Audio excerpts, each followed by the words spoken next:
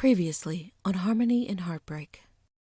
The engagement ring, once a symbol of our eternal love, now felt like a heavy burden on my finger, a painful reminder of the promises that lay shattered at my feet.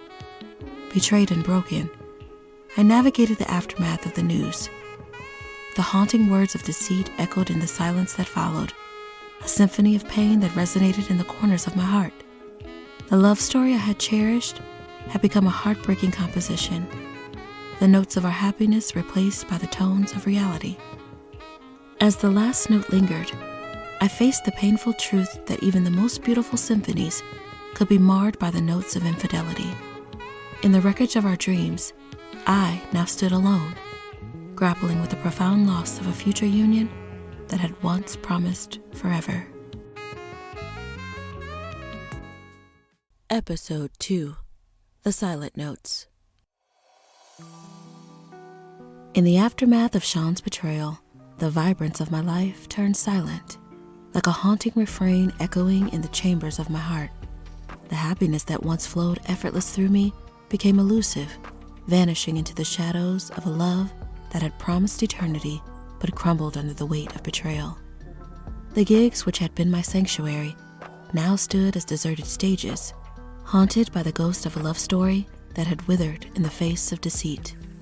Days turned into a blur, each one carrying the weight of unspoken sorrows. The once beloved songs that I frequently performed now gathered dust, muted in mourning, as if they wept for the muse that had abandoned them. The jazz lounge no longer felt like a refuge. The warmth of the stage lights now felt cold against my skin, and the familiar faces in the audience seemed like strangers witnessing me unravel before their eyes. As my absence from gigs continued, my job at the jazz lounge slipped away. The passion that had fueled my performances was extinguished by the pain I was enduring. The comfortable routine of singing was replaced with numbness. Money in my savings began to fade, and the looming uncertainty of the future cast a shadow over my once illuminated dreams, leaving them dim and distant. Desperation led me back to the familiar territory of secretarial work at a local law firm. The routine felt like a drag, each step fighting against the rhythm that had once defined my life. The walls, which had witnessed my ascent as a singer, now closed in on me, suffocating the remnants of my shattered dreams. Amid the grayness of my new reality, a familiar face emerged from the shadows. Marcus, my former talent manager. His eyes, still sharp and discerning, noticed the weight of my despair as he observed my newfound role at the law firm.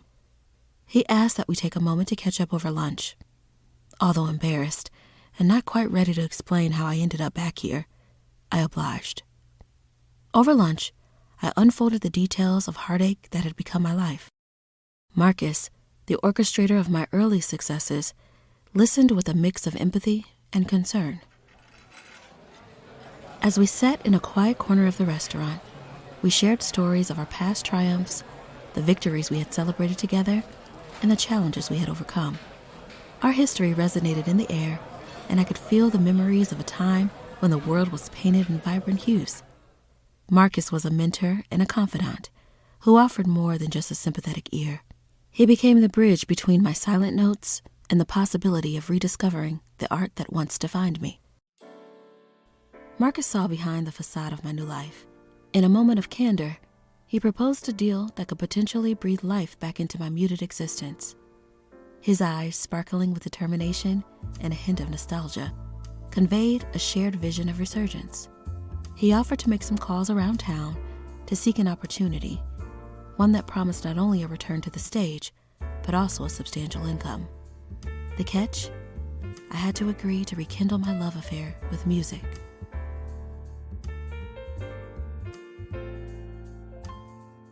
The proposition hung in the air like a tentative melody, the possibility of redemption calling to me. The prospect of singing again, of letting the notes dance from my lips, sparked a glimmer of hope in my heart.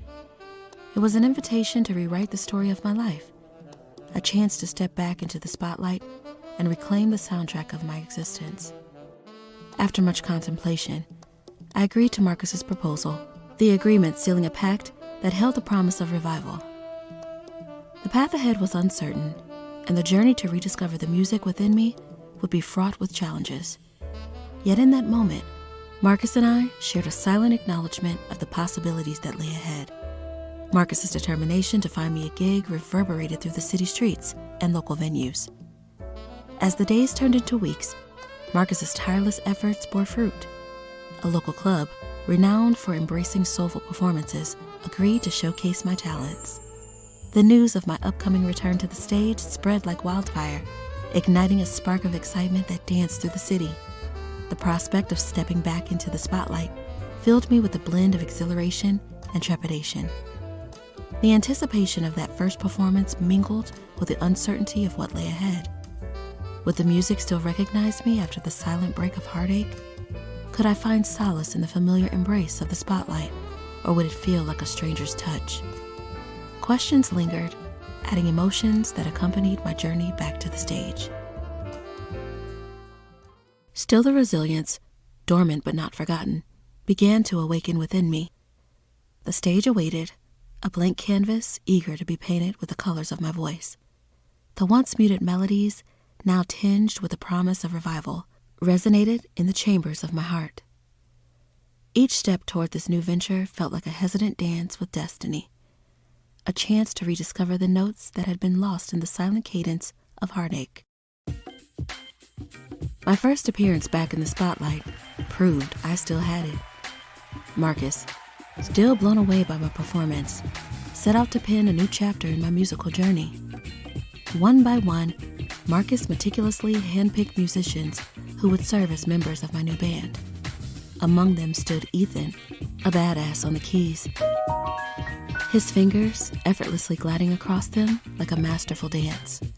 The band quickly began to take shape, with members Mike, who played the drums, Eli on sax, and Jermaine on bass. We all had amazing musical chemistry and rapport, but over time, Ethan and I found ourselves sharing not just the stage, but an unspoken connection. We frequently clashed in disagreement and spats that seemed to fuel the magnetic force of our unspoken connection. The undeniable tension lingered beneath the surface, creating an atmosphere charged with the anticipation of possibilities yet to be unveiled. The culmination of the band's talents came in the form of an irresistible offer, a well-paying gig out of town. Buffalo, New York awaited us with the promise of a fresh audience and untapped opportunities. Together, we embraced the journey, a collective expedition into unexplored territories that held the potential to redefine our musical narrative. The road to Buffalo became a metaphorical bridge between our past and the undiscovered chapters of our future. The hum of the van's engine resonated with anticipation as we ventured into the unknown, each mile bringing us closer to a city that held secrets of our next performance. To our dismay, Buffalo welcomed us with a snowy embrace. The cityscape transformed into a winter wonderland beneath a pristine blanket of white. Our gig proved to be a success, the applause of the audience roaring through the snowy night. Little did we know, the city had more in store for us. As fate would have it, we found ourselves snowed in at our hotel, the whims of winter halting any plans of a swift escape. The city, now covered in a serenity of snowflakes, became a tranquil backdrop. Seeking solace from the confines of our rooms, I descended to the lobby. There, nestled in a corner, was Ethan, engrossed in a book by one of my favorite authors. Noticing so, I asked him if he was a fan, or was it just a read to pass time. He stated that he too indeed was a fan of this writer, mentioning many other titles that I was well familiar with. The universe, it seemed, conspired to align our paths in an unexpected yet enjoyable communication. Engaging in deep conversation, we found ourselves sharing more than just words. We shared vulnerabilities, dreams, and the intricacies of our individual experiences. The snow outside continued to fall as sleep claimed the two of us, together in solitude, still in the hotel lobby. We were awakened by our bandmates, Mike, Eli, and Jermaine, who had made it to the lobby at our call time for departure. Embarrassed by our innocent slip-up, we hurried to gather our belongings from our respective rooms to check out and join our team. Back home safely and back to work, As Ethan and I took the stage, our eyes sought each other in a silent acknowledgement of the undeniable bond that had evolved in Buffalo. Our bandmates, keen observers of our exchanges, continued to keep their eyes on us, recognizing the shift in our dynamic. The crowd unknowingly became witnesses to the uncharted territory our hearts were navigating. With every shared glance, the music told a story that surpassed the lyrics of our songs. The undercurrent of desire pulsed beneath the surface, its rhythm beating through the harmonies we created together.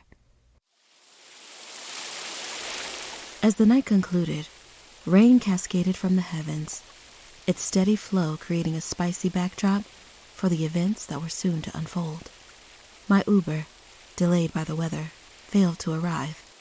Ethan, a witness to my shivers under the umbrella, offered to escort me home. Without question, I took him up on his offer. The car ride was silent. No words spoken, sexual tensions high. As we approached my home, surrounded by the gentle murmur of raindrops, I extended an invitation for him to come inside, a subtle surrender to the currents of desire that had been building between us. The door closed behind us, and the space inside my home became a sanctuary for the realness that was thick in the air. The walls seemed to hum as we navigated possibilities of intimacy. Passion unfolded like a crescendo. Our bodies became instruments, both of us gently playing the notes of pleasure resonating off our bodies. As we surrendered to the beautiful love sounds of our connection, the denial that had clung to us like a shadow dissipated, leaving us exposed in the raw beauty of our desire for one another. Tune in next week for episode 3, where relatability becomes a canvas for desire, creating a passionate and intimate experience between the two new lovers.